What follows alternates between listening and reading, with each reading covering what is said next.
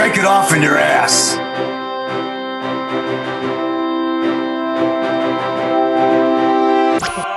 No bullshit.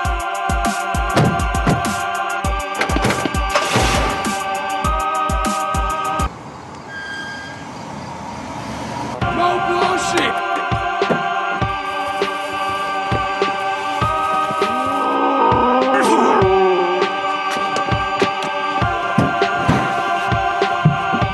No bullshit. Oh my, let's just did breaking news. No more bullshit. No more bullshit. No bullshit.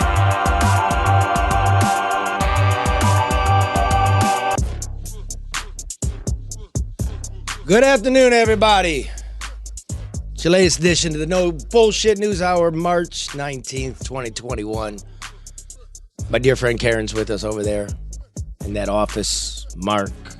Always remember, people, there's better days ahead. I am exhausted.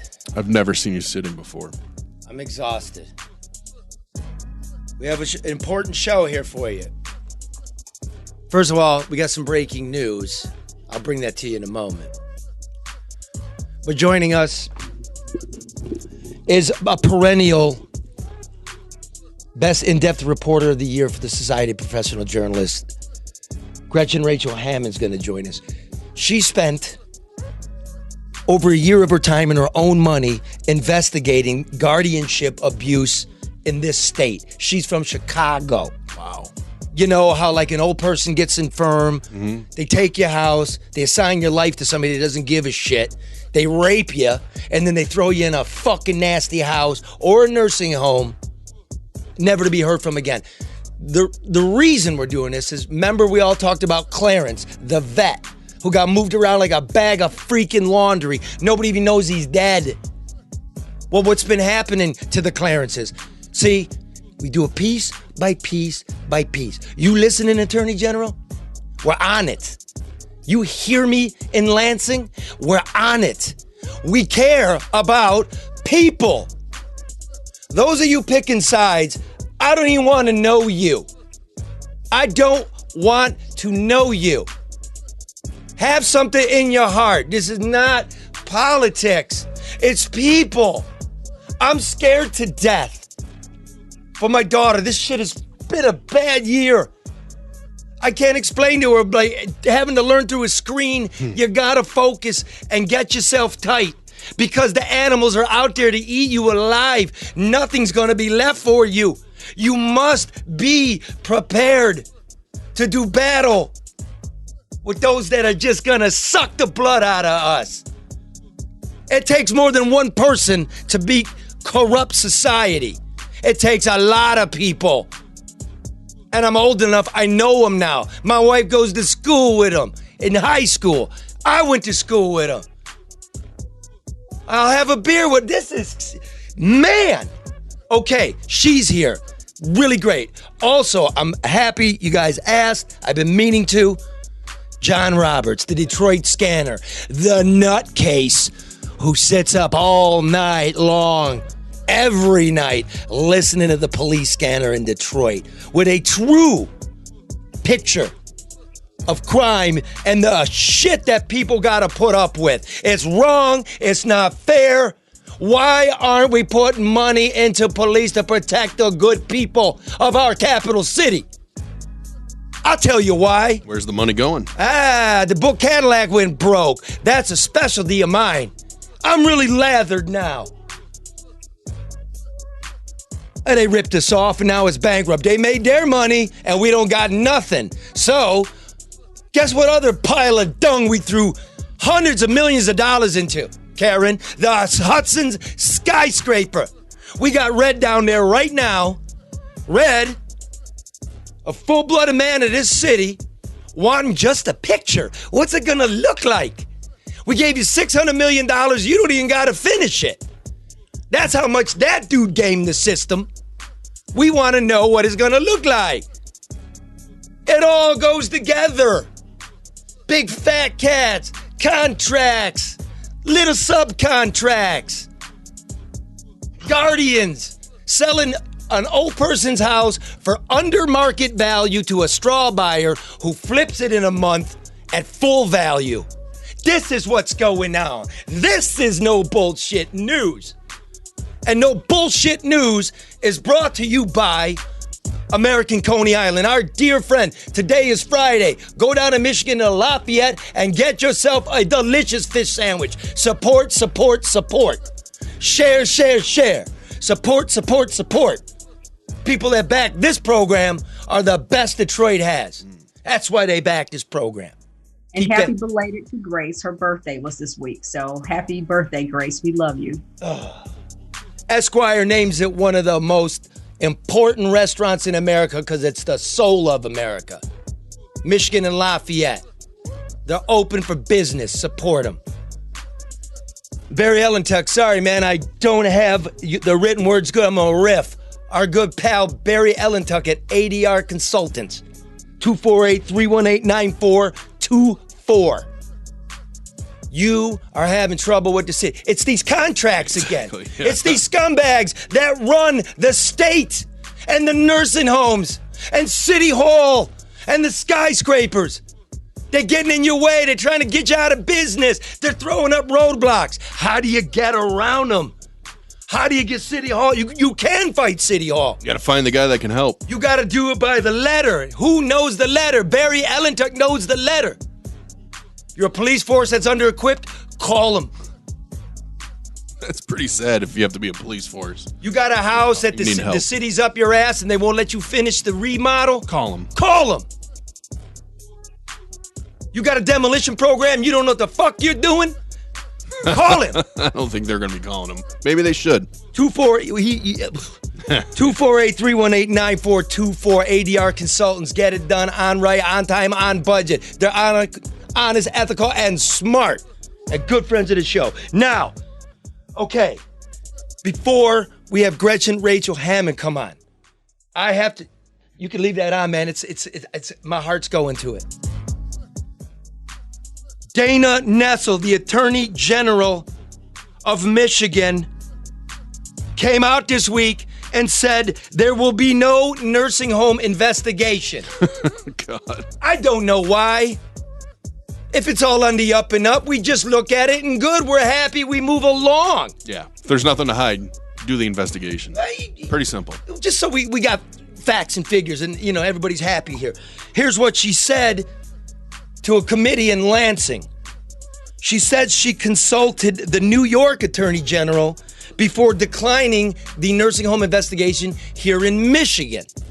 So she talked to the New York AG that got Cuomo in hot water for cooking the books and hiding the numbers and said they don't equate. Well, here's the thing. Breaking news. Hit it. Hit it. I got a hold of the New York Attorney General's office. Yeah? No names. They don't want to do a political back and forth pissing on each other. But here's the thing. Either Dana Nessel is lying or she doesn't know what the fuck she's talking about. But your predication, madam, on not looking into the nursing homes is full of holes. I start with this. She said, quote, the New York case differed in terms of probable cause to look into the nursing home because a whistleblower had come forward about data manipulation, okay? Right? She says, we found no evidence of any kind about that here in Michigan, right? In New York, that's absolutely not the case. So, there's crime. There's charges, she says, in New York. Yeah. Okay? There's a whistleblower. None of that's true. There are no charges in New York. None. There was no whistleblower. The whistleblower comes afterwards. That was Cuomo's chief of staff having to explain to the Democrats why they were hiding the numbers after the report came out. Get your shit right. So like you said, she's either lying or she's really bad at her job. And obviously, you didn't listen. If you did talk to the AG in New York, you weren't listening to her. Wow. This was a report and only a report. Gee, I wonder why she's not doing an investigation. Do you want to know how the report came to be? Please. Cuomo was getting rung up for all the deaths in the nursing homes back in April. He was scared shitless. So he asked the Attorney General to set up a hotline to field complaints about the care in the nursing homes. His thought was this. That didn't work out too Hey, well. the AG will look into them. We'll blame them. I told them, hey, man, you got to be able to give good care. They didn't listen to me. Wasn't my fault. Oops. And that's the majority of what that report is.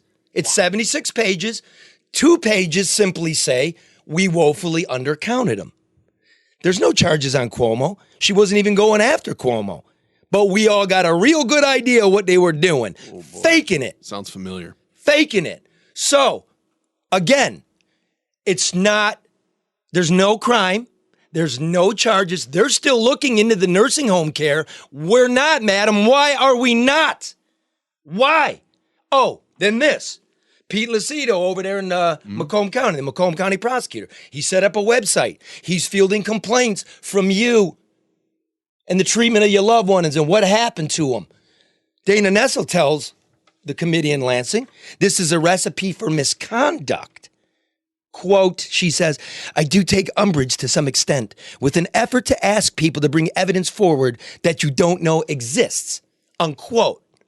Now, talking to the AG's office in New York, guess what? They do this all the time. This is standard practice. Just said they set up a hotline. Yes. And the governor of New York asked for it. And what does that all matter if it's getting to the truth anyway, which is the point of her job? Thank you.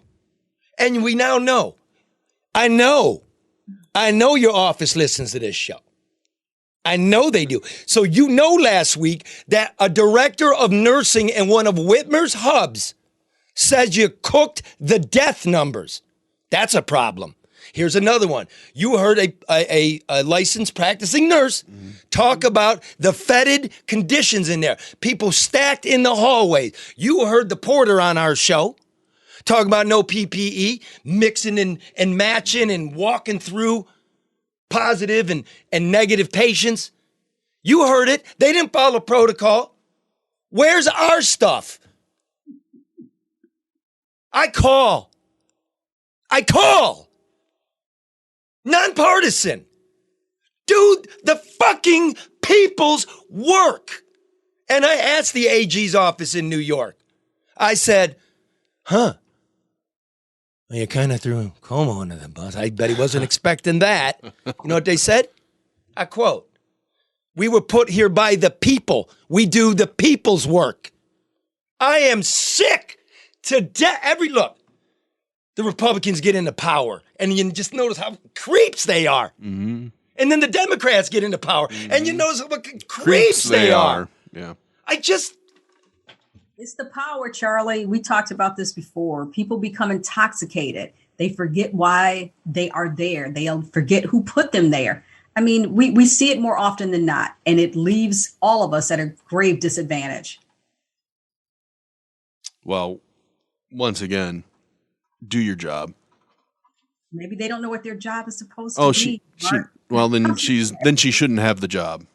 But that goes for a lot of elected officials. We talk about it all the time. And you're right. If you don't know why you're there, if you don't know what you're supposed to do, then you should find something else to do. You know what she's doing. Mm-hmm. You know of the little three, Benson, Whitmer, and Nessel, the one that's really vulnerable is Nessel. So she's going to ride with Whitmer. Yep.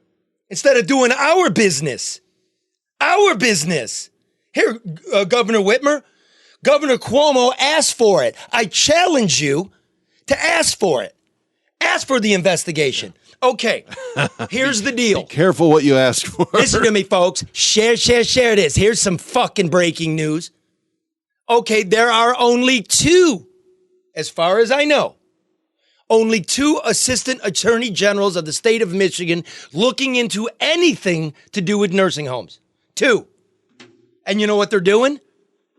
They're the ones fighting me in court for the data. They're trying to keep me quiet. Oh, jeez. That's what they're doing. So that's what the lawyers are doing in the AG's office. That's what we're doing. That's public's. The public's right. But I am, man. This is actually real life me. Mm-hmm. No, I'm stroking out. Don't do that, Charlie. don't say that. I just want better for everybody. Look, I don't want to bring it down, but my brother's in the hospital, man. His body's failing. I know pain. I've been through a lot of it in my life. My brother-in-law passed this year. I don't want pain for you, and I really don't want it for your kids. Is that so weird? No, it's admirable. I just thought it was normal. I just thought Obvious. That's what men and women do. Real men and real women.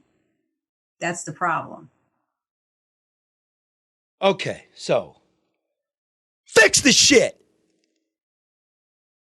Bullshit. I talked to the Attorney General of New York, and absolutely it's different there. Whistleblowers and criminal acts. Not true.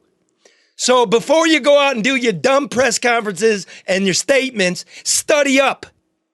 That's just like that gymnastics coach that blew his brains out. Yeah, she does the press conference, doesn't even know what she's talking about. Yeah. So busy wanting to get out there and do a press conference, you don't know what you're talking about, and he blows his brains out. Why did you let him turn himself in? What's going on in Flint? Flint's screwed. You signed a document where the state cannot challenge the lawyer's fees.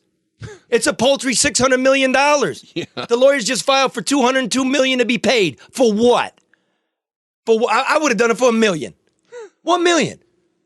That's all I need. Well, it's not going. The money's not going to the people that it should go to. No, I would have done it for $4 million. You know what? I'm going to do $3 million to do 2 community pools in Flint.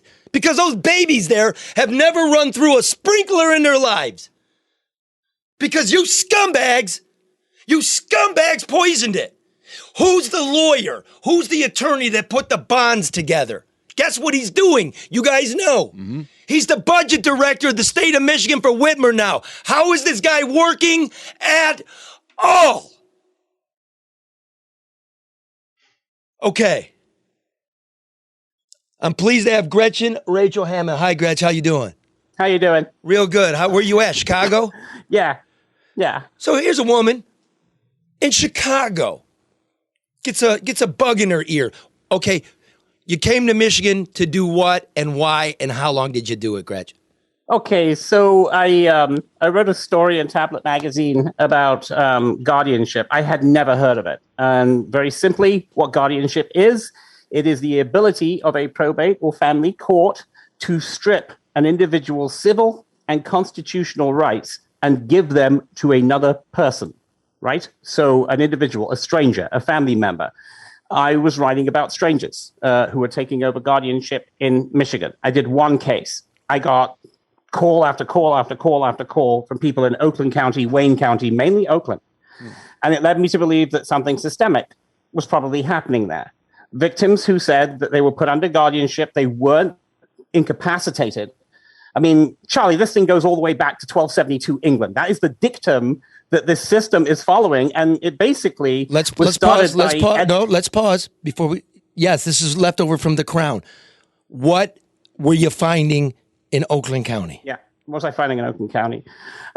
We looked at 2,278 cases in Oakland County. Right, wow. We found individuals aged anywhere from 19 to 94 who were placed under guardianship with no evidence of incapacity. These petitions were filed by Adult Protective Services. These petitions were filed by social workers at hospitals, the Senior Care Network, attorneys at hospitals. All of them kind of knew and pally with the 4 guardians that we looked at, the court-appointed guardians. We found individuals who were forcibly removed from their homes and placed into nursing, long-term care facilities, either nursing facilities or adult foster care. We found subhuman conditions when we went and looked at 40 or 50 of these facilities, disgusting conditions. I have been in war zones at the Golan. I have toured ICE detention facilities. I have never seen anything like this that I saw in Oakland County in these facilities. It was inhuman.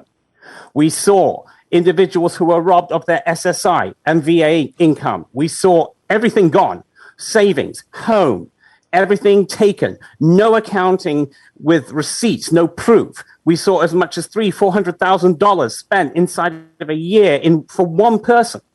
We saw other people who were stripped of everything they owned, everything they saved, even mementos tossed out or sold, and no idea where they went and to line whose pockets. We saw houses that were sold for under market value and then using a straw man and then resold at market value or higher. We had a certified professional accountant doing something that has never been done in Oakland County, and that was audit the case file that we saw. And he said there were definite problems here. We saw Medicaid fraud, where Medicaid was applied for these wards by these guardians when they had more than $2,000 in disposable assets. All of this we saw. Real estate fraud, the whole bloody lot. And we presented that to the Attorney General on March the 12th, 2019. My team and I. Dana Nessel. Go ahead. Dana Nessel. Dana Nessel. Okay, go ahead. Continue. So we presented all of this to her because we wanted to see comment. And we met with Scott Teeter and his staff. At the time, he was Elder Affairs attorney. And he listened to us for about 4 hours, a very contentious meeting every now and again. And no comment was given. About a week later, I'm speaking to Senator Pete Lucido, and he said, well, guess what? There's going to be an elder abuse task force, and there's going to be a press conference about it. I said, a presser? When? He said, March 25th. I contacted Kelly Ross McKinney, who's Dana Nessel's communications director, and I said... And who worked for Snyder and the emergency managers in Flint. Let's look at this little cozy bullshit. All tied together. Sorry, go ahead, Gretchen. Right. And I said, can I go to the presser? She barred me. She barred me and my team from the press conference on March 25th. Let me do this. Hold on a sec. So you go in there with a year's worth of work, going into these cesspools where old women are sleeping on a fucking mattress, where the tubs have mold, the floors have holes in them. This is government money. They're supposed to be in a nice facility. Or a refrigerator had been padlocked, leaving people to starve for 3 days over Thanksgiving. All of this you go to her with. They won't give you a comment. They won't have you to the press conference on an elder abuse task force that came out of your work. They're going to rip off your idea. What happens? What does the task force accomplish? So they go and they do a whole bunch of listening tours throughout the state. I love a listening tour. And, Everybody's these listening tours, were very strictly managed. So there were very one-way conversations. The families could talk for 2 minutes and that was it. They couldn't ask questions. It was one-way conversation only. So these are families. Gretchen, come on, back and forth now. These are families whose loved ones were taken by the state. They were labeled incapacitated. They wanted them back. They wanted them to be at home with them. They wanted to bring them out of the darkness that the state put them in. Yeah. Okay. Yeah, that's absolutely right. And they wanted them to have their rights back. Okay. Their right to choose their own religion, because a lot of these people couldn't even practice their religion. They couldn't go to church because the guardians wouldn't let them, or the nursing home wouldn't let them. So what happens? Let's get up to today now. What happens? What does the Sheehan Panels and Elder Abuse Task Force, what do they do? What have they done? Is this fixed? Nothing. No. Nothing. They haven't done anything. In fact, the courts are out of control right now. She's made a few low-level arrests. One guardian in Ward County, and that was it. No attorney guardians in Oakland, Wayne, Washtenaw, Macomb, where we found a lot of the troubles, but certainly in Oakland, nothing. Legislation, she promised 9 reforms, I believe, at the beginning of the task force on the 25th. None of them have been enacted. I don't think they've even surfaced in legislation. Hold on. Nothing. Nothing. No, not a thing. Now let's do this. I want to bring it to now. Why, we started communicating. Because I'm looking into the wards of the state during COVID. There are, by Gretchen's fabulous work, it's at the daily costs, right? Just look up her name, Gretchen Rachel Hammond, daily costs, Google it. They're thick. It's about 50, 60,000 words. That's a book. Wow. Okay. We know guys like Clarence are bouncing around. We don't know where he is. He's being abused and mishandled. We don't even know that he's dead. So there are, according to Gretchen's calculations, 60,000 wards of the state. Wow. And how many people manage 60,000? Oh, great question. In Oakland County, we found 4 guardians. Between them, they had somewhere between 3,500 people. Yeah. Wow. So each person had 1,000 children. No, Yeah. adults. I know. You know what I mean. Yeah, anywhere between 400 to a high of 900 or 1,000. Okay. Or more. So I know that you're busy. You're living a life. You spent your life savings trying to look after my people here. I'm very impressed and ashamed of myself that I didn't do anything. So I'm trying to pay back now. What about during COVID? Did they stop taking people's lives and taking them out of their homes, putting a moratorium on it like we did everything else? Stay at home, stay sheltered. Did it stop? No, it did not. Ever since March the 1st, 2020, I've been looking at individual court cases. So far, I'm just going through them. 319 wards that I found so far since the beginning of the pandemic who were moved to at least 6 facilities that had COVID at the time. Whoa. First of all, you're going through a database, not full time. It wasn't difficult for you to find, but you saw 319 people since March who were stripped of their assets in their home and thrown into facilities known to have COVID outbreaks. Just be sure, Charlie, those are the ones I found so far. I mean, you have to go through the Oakland County Probate Court website. You have to go through the ROAs. Let me stop you there again. Is this only in Oakland County? This is in Oakland so far. Just I mean, Oakland? Gunway. Just I mean, Oakland County? Okay, continue. Yeah. I'm sorry. Fuck me. Wait a minute. According to your reporting, if I got it right, in these very deep pieces, if somebody is incapacitated, you don't necessarily have to take them out of their house. There are programs with the federal government where people can come visit you, right? Yeah, no, you don't. You've got in-home care. As a matter of fact, in Macomb County, Heather Cattell at WXYZ showed wards that had in-home care. They were abused by the in-home care people, but they were available to have it. I mean, you can have in-home care. Absolutely. And it doesn't cost as much as a nursing home, believe it or not. But, that's not very well known. Really? I would think it'd be cheaper than a nursing home. It is cheaper to get in-home care. Yeah. My best friend over in Virginia has got stage 4 bone cancer. We gave her in-home care. We've got her plenty of it, and it's not costing her nearly as much as going into a nursing home. Here's the solution. First of all, we can treat people with dignity. We can make sure they don't die of COVID. We can keep them in their home, and it could, possibly be cheaper. It's worth looking into. But what do? We know. Hey, community out there. We know. That's what the lawsuit's about. We don't know how many of these people died. We don't know. I have investigators getting a hold of me, blowing the whistle on this shit. One guardian company with 1,000 people, and like 200 are dead, and 2/3 of them are COVID. Huh? Wasn't there some financial benefit associated with those who succumbed to COVID at some period of time? If in fact, I don't know if it was in a hospital or assisted living facility, that if in fact the person died as a result of COVID, that there was some financial, I guess, compensation associated with that? I have no idea on that one. I do know that wards, guardians who have wards in Medicaid get $83 per month per ward. And now you've got even just 300 wards. You get $83 per month per ward. Do the math. You're making a lot of money. You said you can't figure out where all this money is going when they sell off everything, and you mentioned a straw man. It's safe to assume it goes to those wards. Why is it so hard to find where that money is? Well, we didn't have, we had the ability to FOIA.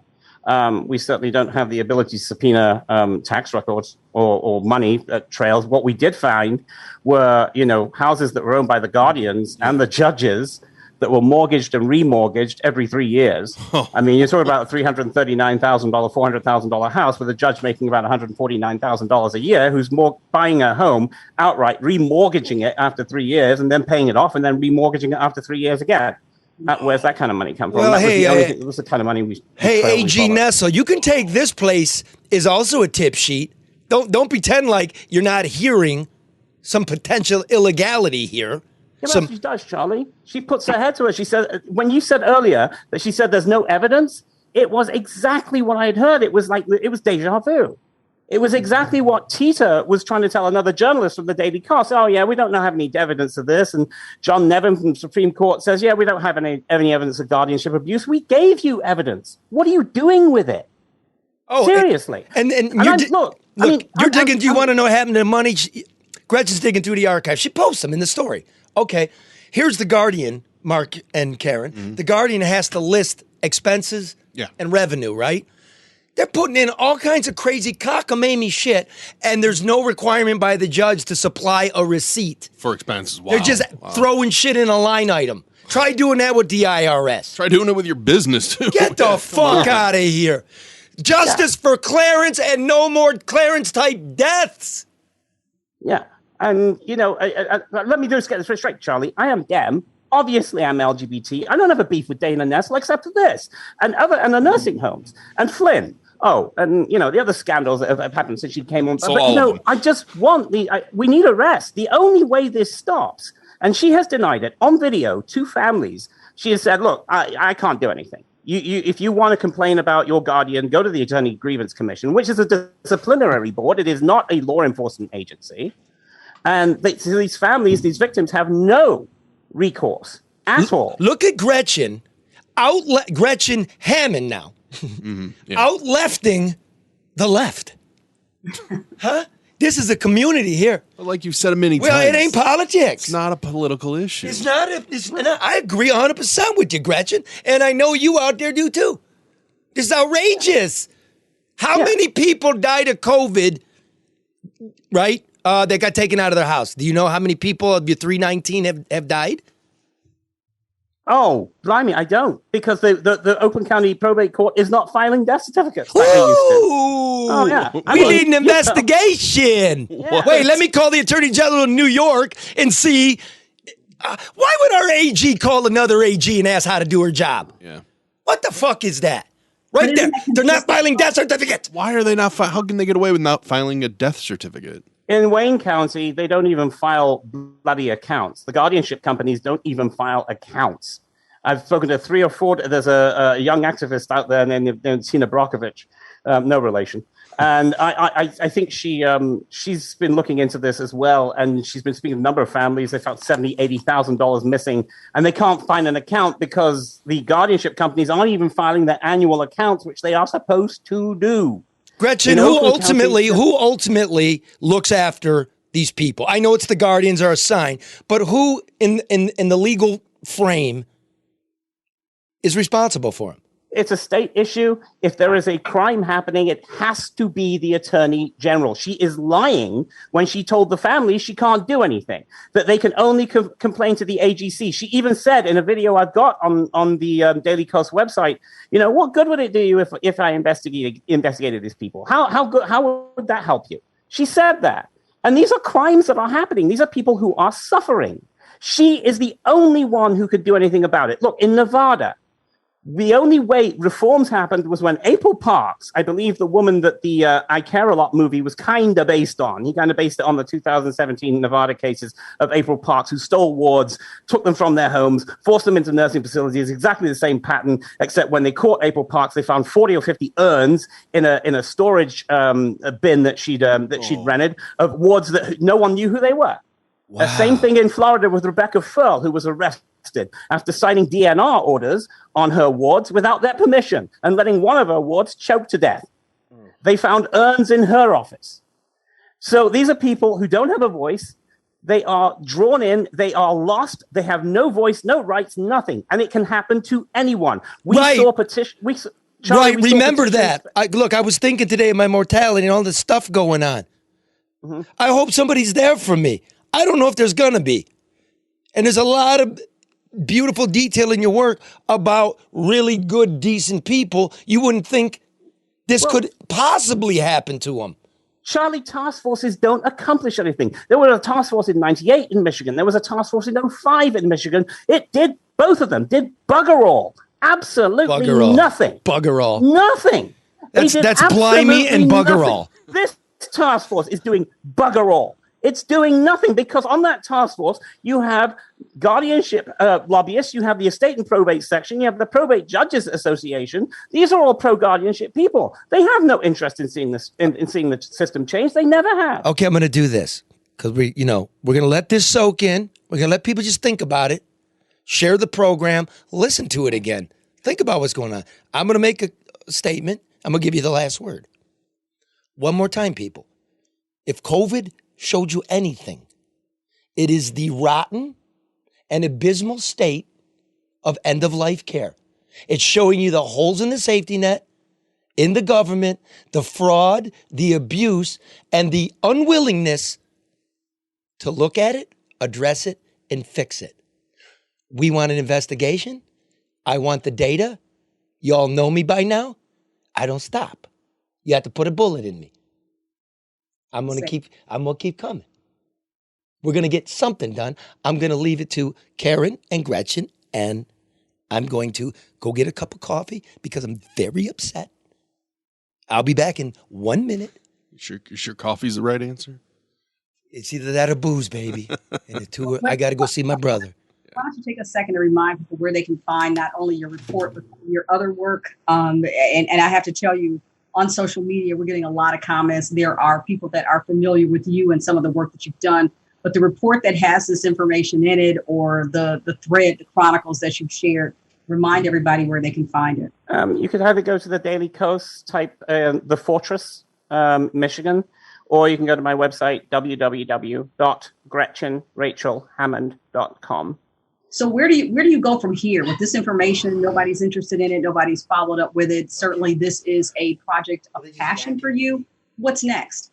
I don't know. I've tried to interest the local media, with one exception, Heather Catallo, and obviously Charlie. Two exceptions, sorry. No one's covering this.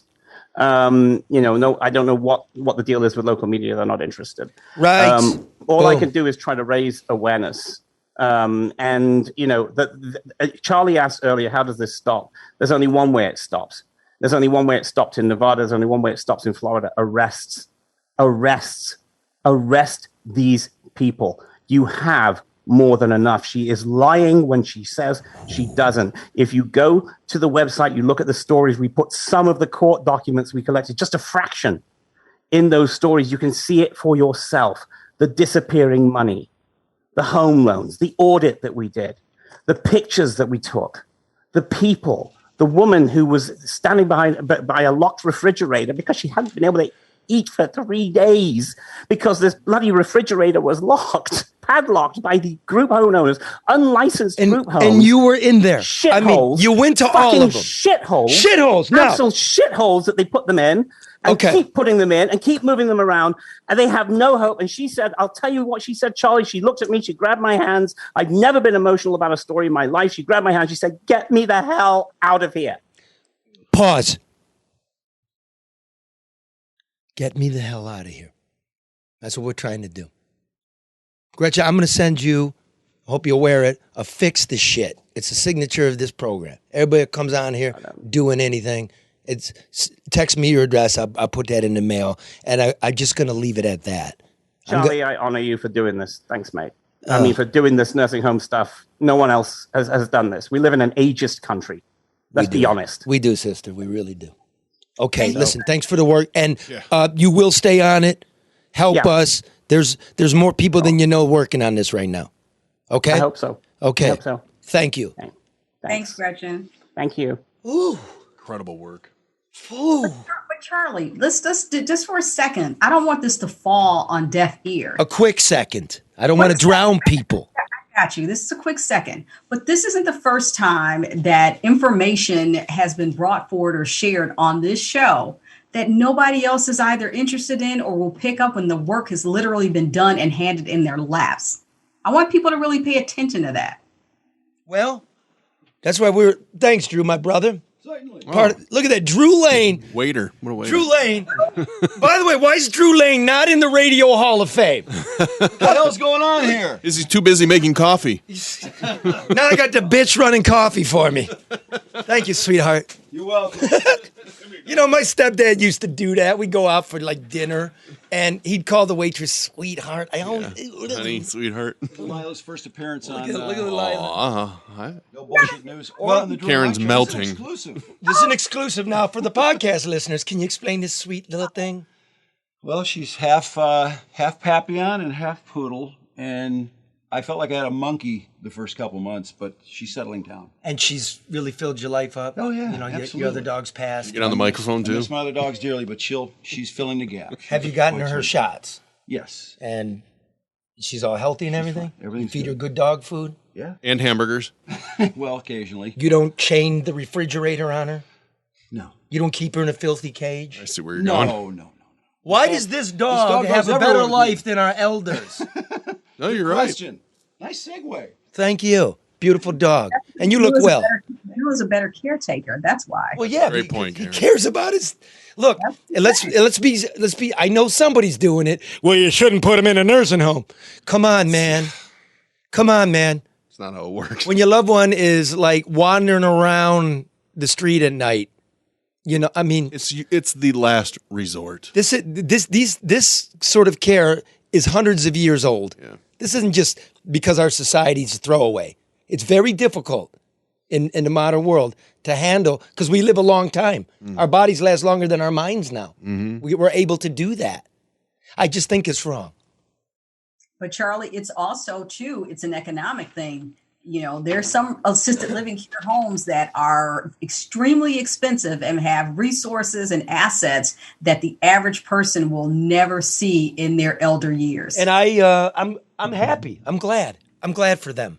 There's no look. You're working hard as you can for something like that. Yeah, but that doesn't mean No, that there ain't people- no yeah, but no, There is no but, because If you're able to afford that, I'm glad. I would like that for my mom. For me, Charlie, I know I'm not going to get. Wait, no. Don't lecture me.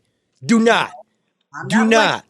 I'm not. Gonna It's totally cool. Like that's everybody's hope.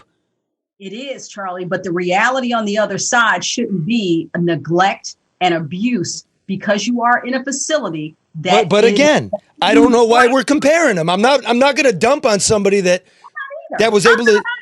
I'm all for it. I'm not either. I am not penalizing anybody for working and having something that everybody else does not. That's not the point of this. The point is that if you are in a facility that's supposed to be have oversight from the state, inspected, and people who are paid to take care of these people, they should be doing that. Yep.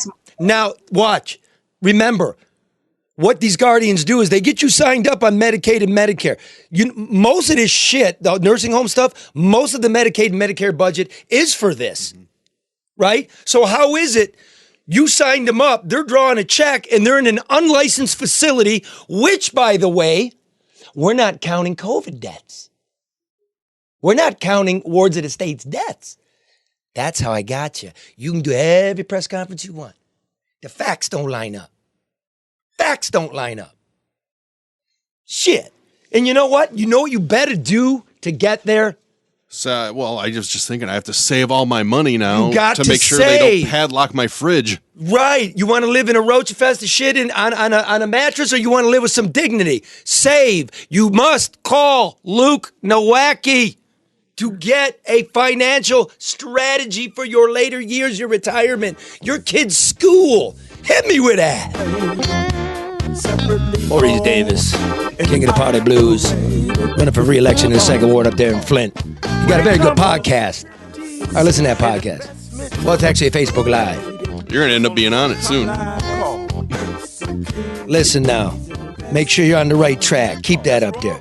Grow your assets, annuities, individual retirement accounts, college savings plans, good old stocks and bonds. And yes, there is insurance for late life care. You can actually buy an insurance policy. Call Luke. He's the best in the business. All your investment needs. Wall is the one. Yeah, Luke's the one. 248-663-4748. The phone today. Associates Inc. And call the one and only. Yeah. Royal Alliance Associates Inc. Incorporated. I kill it. Yeah. Royal Alliance So Matter of fact, you tell me we can't mark this case like too good, and that's a good call. Don't kill it. We should loop that all day long. I like the ending, too. Incorporated. That'd make a nice music bed, guys. I like that. The ending. He's great, Maurice. Google him up, man. King of the Party Blues. That's right. That'll get stuck in your head. Okay, now let's do this. Let's just bring him right in. I'm going to welcome John Roberts, a.k.a. Detroit Scanner. What's up, my brother? Unabomber? Yeah, I was good until listening to Gretchen. But, yeah, craving an American Coney Island chili dog. How you doing? Good. Would you make of that, what you heard out of Gretchen? Just the same as everybody else is made out of it. It's just disgusting. See, you know, I mean, these people, we don't deserve this kind of treatment. Absolutely. Now, the segue here is, John's a guy. Now, I want you to explain how you come to it. See, if you're watching, you can see it. If you're listening, let me describe it. There's just a bank of screens, audio. He's monitoring the emergency channels in Detroit, police, fire, EMS. John, like, how many hours a day, how many days a week are you doing that? Well, it varies. I'll get up in the morning and I'll go over the tapes that I copied overnight and just kind of let people know what happened overnight. And then for the rest of the day, we try to do what I can just to make sure that most of the major stuff is reported. But that's basically, I mean, it could be 12 hours. I don't do it overnight. I can't, obviously. I'm only one person, so. Well, here's the very obvious question. What the fuck is the matter with you? I'm fucking nuts. I've been fucking nuts. I've been dropped on my head too many times.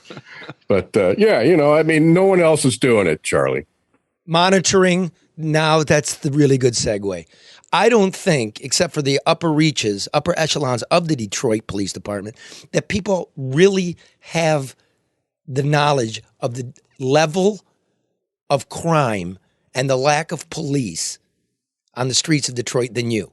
What do you see? What do you hear? Obviously, there's an increase lately. I mean, I don't know if it's blaming COVID or the lockdown, but of course, there's an increase. I mean, we were talking just the other day, and I was a little bit shocked. I know there's been an increase in violent crime in Detroit, but 120%. Am I remembering that correctly? Yes, since 2019 in shootings. I mean, listen. This is why I do this, okay? I'm fucking tired. I'm tired of all this potential. The youth in Detroit, all this potential is being washed down by the Detroit Fire Department into the sewer systems of Detroit following the crime scene, following them getting shot, following them having, being shot 5 or 6 times. I'm tired of it. Everybody should be tired of it. There's not enough cops. These guys and girls out there working the streets, they're working 16-hour days, including dispatchers. They're out there putting in these ungodly hours. And Karen, I want to say, I'm incredibly sorry to hear about your friend that was killed in that traffic accident in the 5th precinct. Okay. But one of the things we have to remember that there are not enough police officers. These guys and girls are working incredible hours. Some of them are making a lot of money on overtime because there's just not enough cops out there. And it's the same with EMS. EMS is dying for some reason. But when I get out there and I start putting this stuff on my Facebook pages, it's merely dispatch audio, and that can change at any time. Through investigations, the whole story might change. It might be a shooting that turns into someone just trying to get the cops there a little bit earlier. But the increase in violent crime on the streets of Detroit, east side, the west side, southwest, downtown, is getting out of hand. And I'll tell you what, The people don't deserve this. They want to send their kids out there into the streets so they can play basketball without fear of being run over by some feckless fucking halfwit in a Dodge. They want to send their kids to Skateland in the Northland without their fear of getting their asses beat or stabbed or shot or, whatever. Well, what's the they solution? Want to be able to, sleep underneath or sleep next to a window without fear of being shot overnight. These are the things that are happening in Detroit. And the people deserve more on that. What's up with, John, what's up with response times? Response times I don't see an issue with response time. There are some problems. And if we're talking about the Detroit police, you have to understand a priority one would be a response where, they got to get there quick. So they're working with the green lights and things like that. Someone farts inside of a BP gas station. It's a priority one. So they have to respond to that quickly. Okay. It's the green light, pay to play. But the rest of them, yeah, I think, as far as I can tell, in my been listening to the dispatch audio, is that the response times are pretty good. Now, of course, there are going to be instances where it's just not a serious crime. And because there are so many shootings, because there are so many stabbings, and because of domestic violence incidents and things like that, there's going to be an issue. And the issue is because there's just not enough cops out on the street. So pause. It's plugging holes. Forgive the analogy. But the responding to crime, there's like, how many cruisers will be in the 10th on a Thursday night? 2, 3, right? Yeah. They're not patrolling. They're responding to gunshot calls. Correct. That's not fucking policing. No, and now that they have ShotSpotter out there, there's a more of an increase because they're being able to pin down where the shots are coming from. No, ShotSpotter left for a while, and now it's back. It's a great thing, but it can locate the sound of a shot. Correct. Shot. Sound. Pretty damn close too. Interesting. Well, that's interesting. I didn't know that was bad. Responding to those two. Wow. So total here, bro. We're not putting the money where it needs to be. No. I'm looking at skyscrapers that we're going to visit later in the program. I'm looking at hotels. I'm looking at Motor City Match for administrative fees that don't actually get into the businesses. I'm looking at contracts for girlfriends. I'm looking at buildings that we're overpaying for. Do you see that? No, I don't really get involved with that. What I'm doing is just watching what's going on in the streets. And it's a fact. There just aren't enough boots on the ground getting off those ramps and those precincts every day to meet the crime that they have. So, John, what does this speak to the quality of life, the impact that this has? I mean, I live in Detroit, I know, but it's, we keep hearing Detroit is on a comeback and Detroit is, all these things that those of us who live here know that it's not. Certainly crime is a major factor and impact or influencer on the quality of life in the city of Detroit.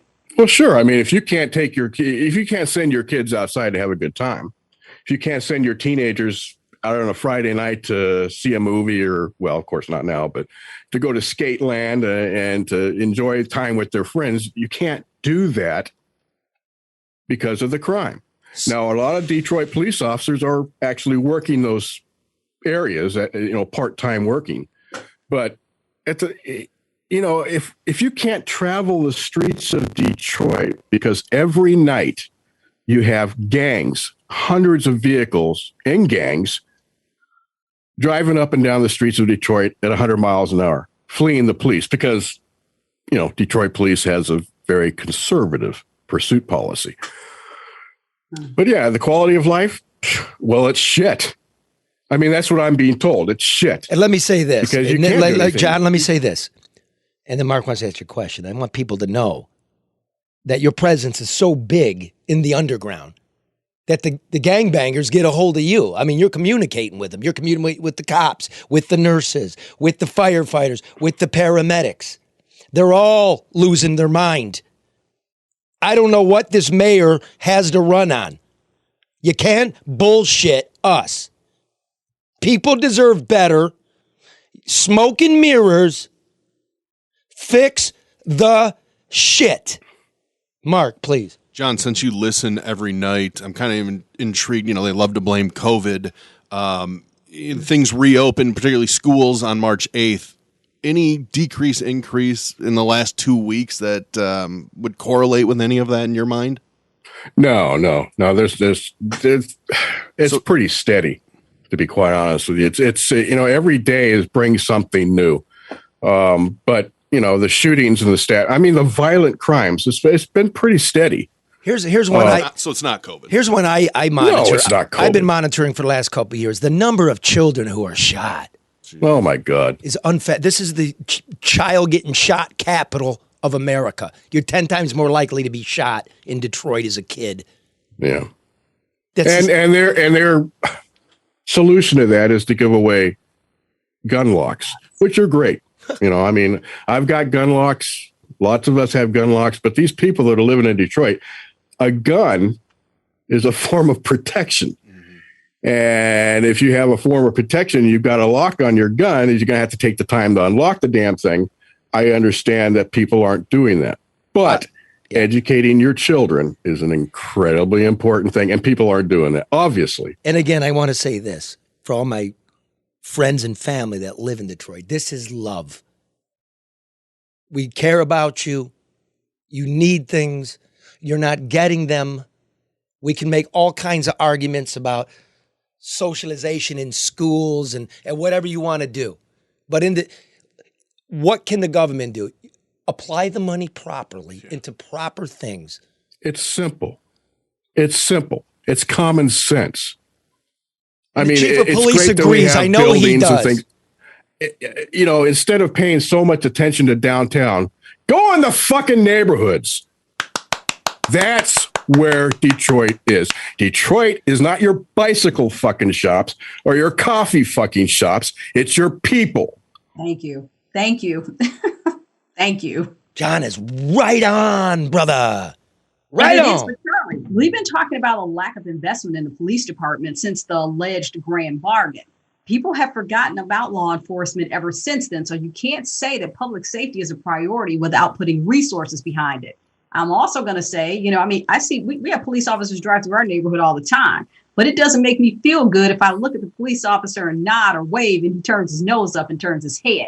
I don't really feel safe. No, that's not proper policing. That's not, and that should be, something should be done about that. Well, yeah, it will be. But this is the thing. It's like, people that are here that are serving in that capacity can't be afraid or have a condescending approach or perspective about policing in a city. They can't do that. Otherwise, it's counterproductive. And, let's not forget also, still in America, big questions about policing, about the way police go about their business, right? But having said that, I think John would know, hey, John, correct me if I'm wrong, the police aren't just driving around guessing where a crime's going to be. This is an inordinate amount of calls from the community itself. From the community themselves. They want some help. And they don't want no ass getting beat. And they don't want you shaking down dope dealers. And they don't want you cooping over in the Mr. Fish parking lot. They want good, professional police.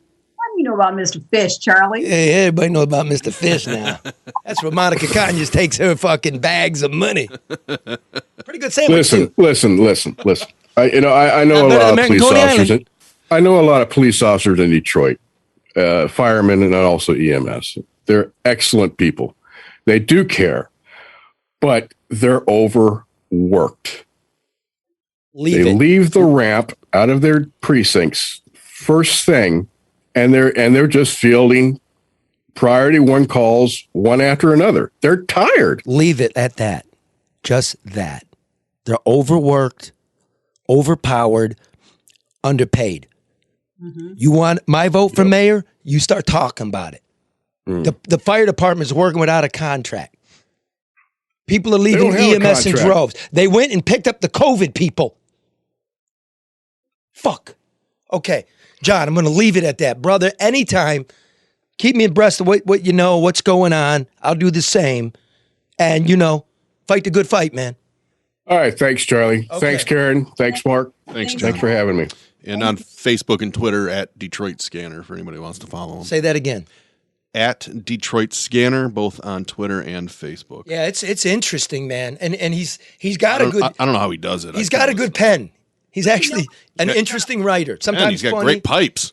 Yeah, he does, doesn't he? God damn, he does. He's like the fucking Unabomber. Yes, Karen. You know what, Charlie? No, I was going to say, because my brother was a police officer, and my mother kept a scanner on 24 hours a day. And you would be amazed. I mean, growing up, that's all I heard all the time. You'd be amazed at the stuff that you hear that never makes it to the news or in the paper or anything else. There's a lot going on. So I applaud what John is doing and for sharing that information. People need to know so that they can protect themselves. So, where is the money going? Yeah. You want to know where the money's going? Love to. This is the financial part of the show, brought to you by Hall Financial. Look at that. Right? All about the real estate. Now listen, if you're feeling good about your interest rate, sit on it. Don't do anything. But if I was you and you're one of those people, refi now. Right now, yeah. There's a $2 trillion stimulus package going on out there. I don't know what rates are going to do. You need some equity? Look, it's opening up. Hurry up and get that remodeling done before it gets shut down again. Huh? Yeah. You got to loosen. Look, you got to take care of yourself. It's very easy to do. Now's the time. You go to Hall Financial, right? You can call 248-308-5000 or go to Hall Financial. What is it? Hallfinancial.com. Isn't it? It is, right? Mm-hmm. Because this one here says Drew and Mike, and it fucked me up. It is hallfinancial.com. Or David Hall Mortgage. Right? Listen, man, they'll hook you up. They'll lock your rate in. They'll get you a realtor.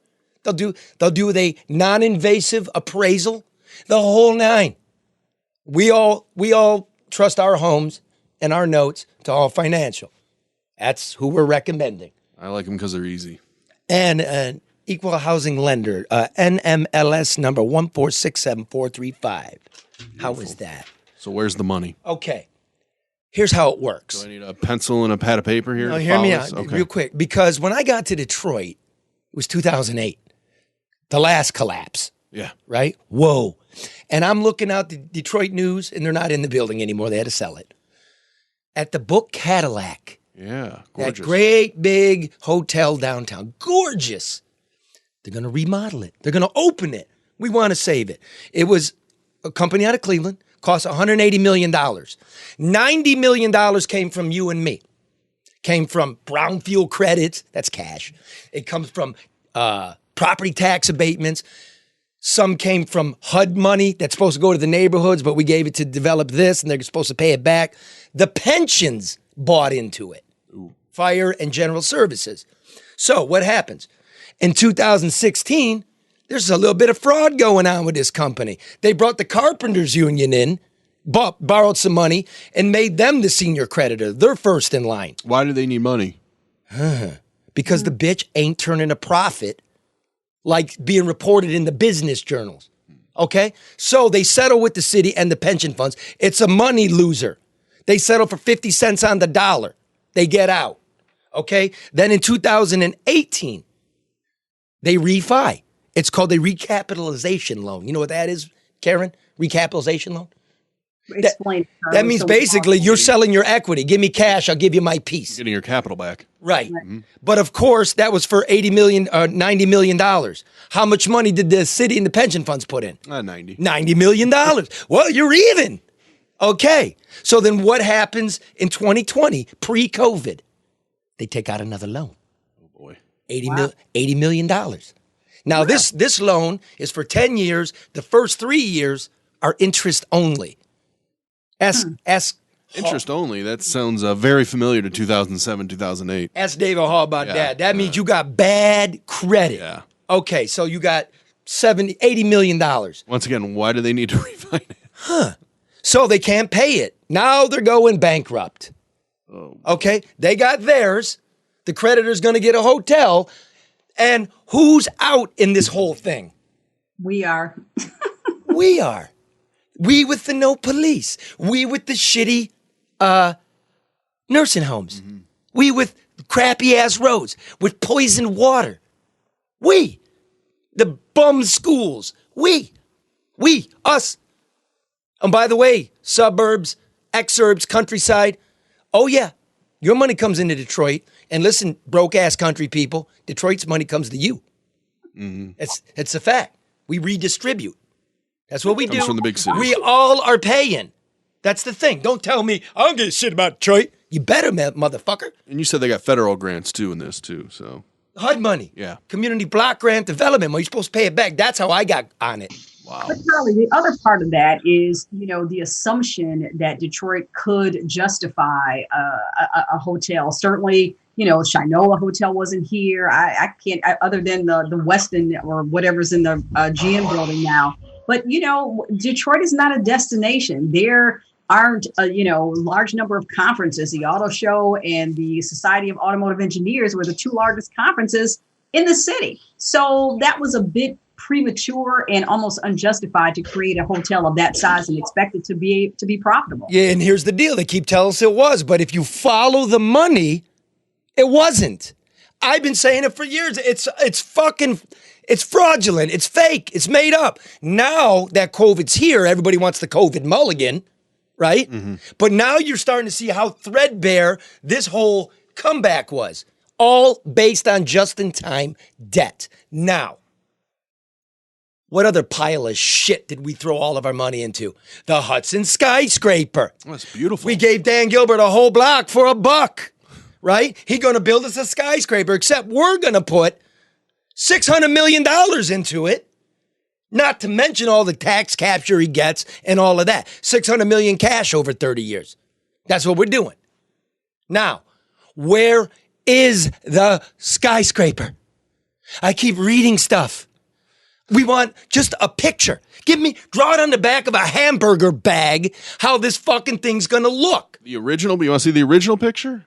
Yeah, let's see the original picture. The other one, Joe, not that one, but the original picture, the very first one, the one that's on there. The big one, the big penis with all the balls, and all the observation decks and shit. That's going to be like 1,000 feet tall. Beautiful. Okay, and let's see the one they're offering us now. It's not even. Where are the blueprints? All right, fuck you guys. You're too slow. This one. Yeah. So it's a new one. It's got less observation decks and it's shorter. But that's not a blueprint. No, that's a nice little drawing. It's a rendering. Yeah. Where are the blueprints? I want to know. Okay. Anyway, our man about town, true blue Detroit, red.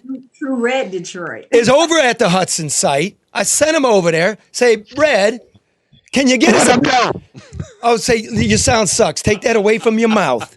What up, though? Can you hear me now? Yeah, just beautiful. Like that. Now, let me. Right. One more thing. We go on the website, the official website, okay? And there's a picture from 4 years ago when it's going to be the tallest building in Michigan. Now they say they're going to make it smaller. And, well, which is it? Anyway, Red, what do you got for us? Well, I'm standing next to the current money hole pit that Detroit has decided to throw their money in the ground next to, which is the Hudson site. And it's a big-ass hole with an elevator shaft coming out of it. You ever heard the song Stairway to Heaven? This might as well be elevator shaft that we don't know what the hell, because we don't even know what it's going to look like.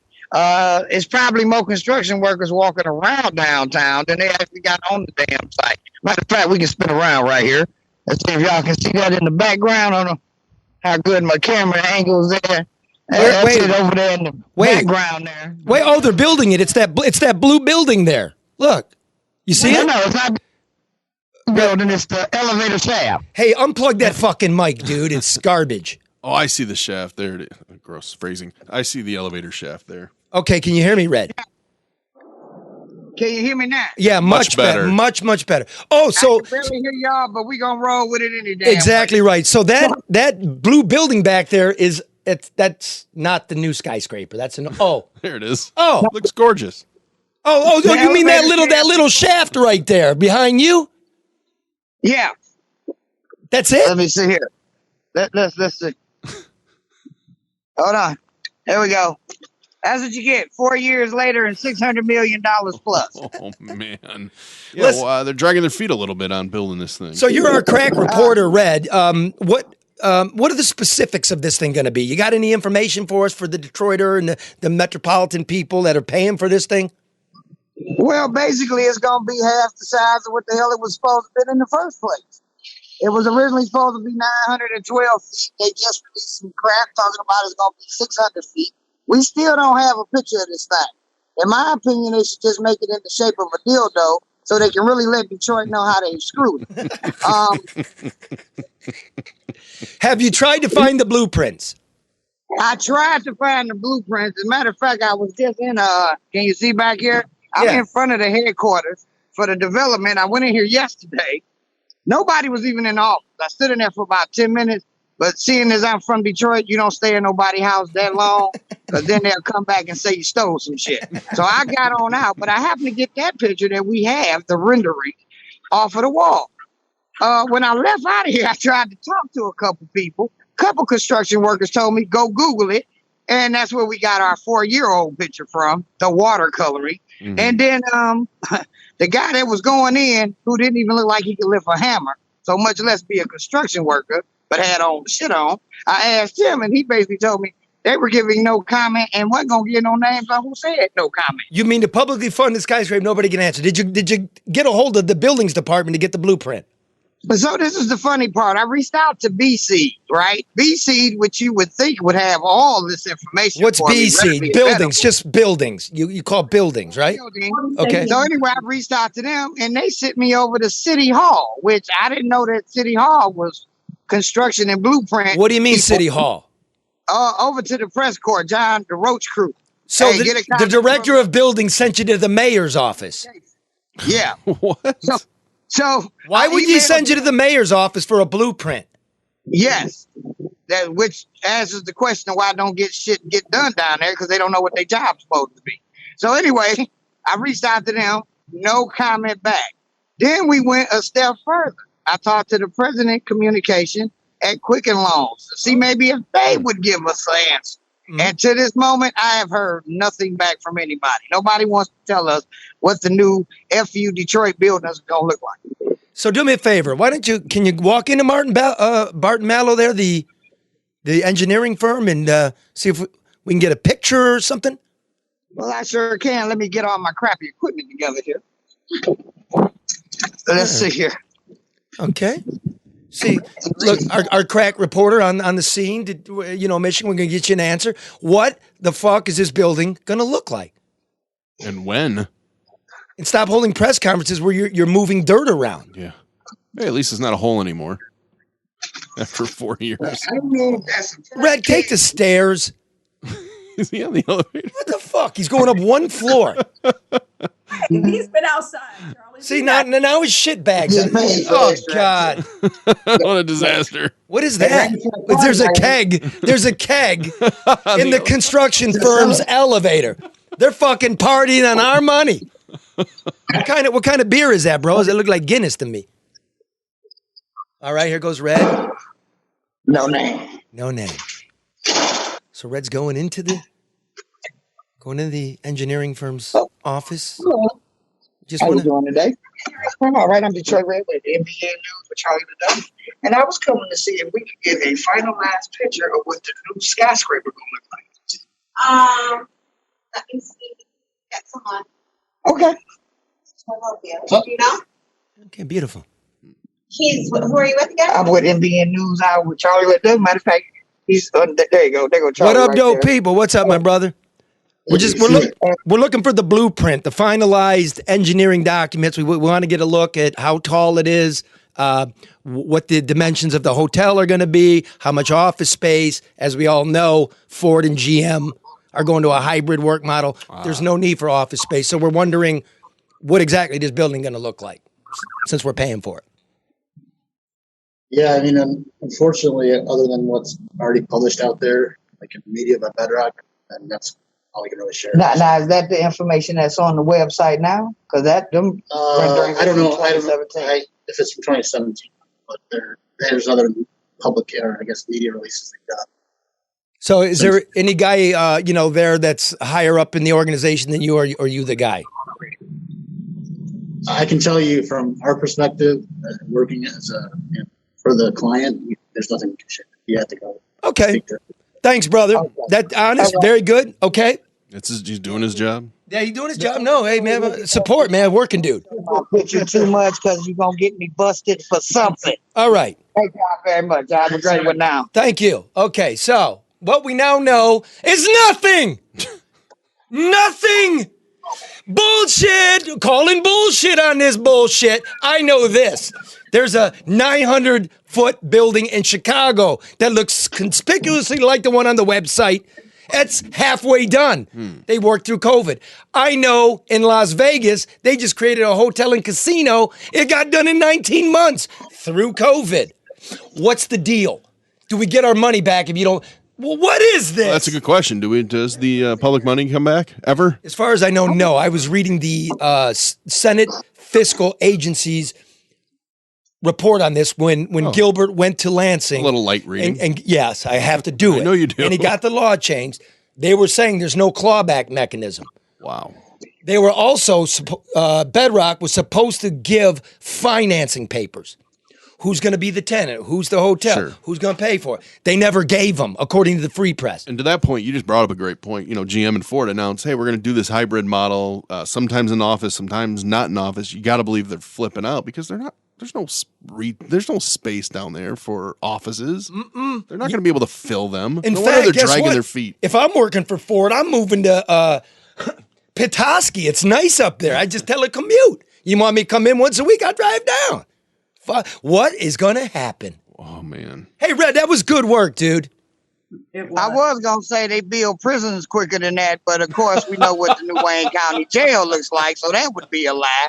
But the new Myers on Jefferson is going up, and that project really just started, a year and a half ago? Yeah. They already got the base foundation almost up in the wall. It's profitable, that's why. What about the Amazon Center at the State Fairgrounds?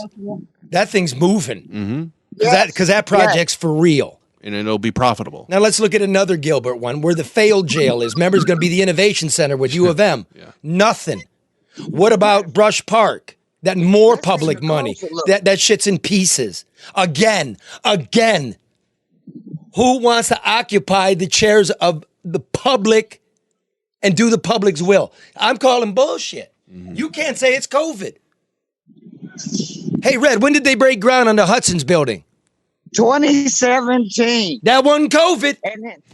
And in 2018, Mr. Gilbert was awarded over $600 million in tax incentives. Not to mention, for 30 years, he gets to capture all the taxes from his employees, the residential, the sale. Don't forget this. Right. Don't forget this. There's also cash. They borrowed $250 million that they financed over 3 decades. Cash. Don't forget that. I'm not even mad at him because any businessman would do the same thing. I'm mad at the people that made the deals with no clawback, too, for not getting it done. But look at this. That's bullshit. I can be mad. Well, no, he fooled them. Yeah. I hope the building goes up. Me too. That's what we all must be concerned about.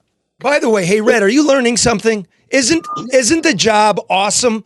Here's a regular guy, curious like everybody else in Detroit, and he walks up in that bitch and goes, show me a picture. They don't have one, folks. Brought to you by comedian Detroit Red. Yeah, they got the gate closed today, but this is what I'm going to tell y'all. Wait a minute, time out.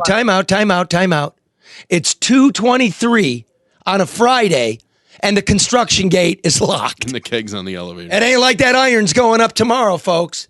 But I do want to say this right quick to everybody watching. I was just a regular guy. And since I have done this, I have come to find out the news give us the bullshit that the power players want us to have in a lot of cases. And that's real talk. We'll leave it at that, man. I'm going to say goodbye. This whole thing is making me paranoid. Peace, y'all. Next week. You're right. I love you.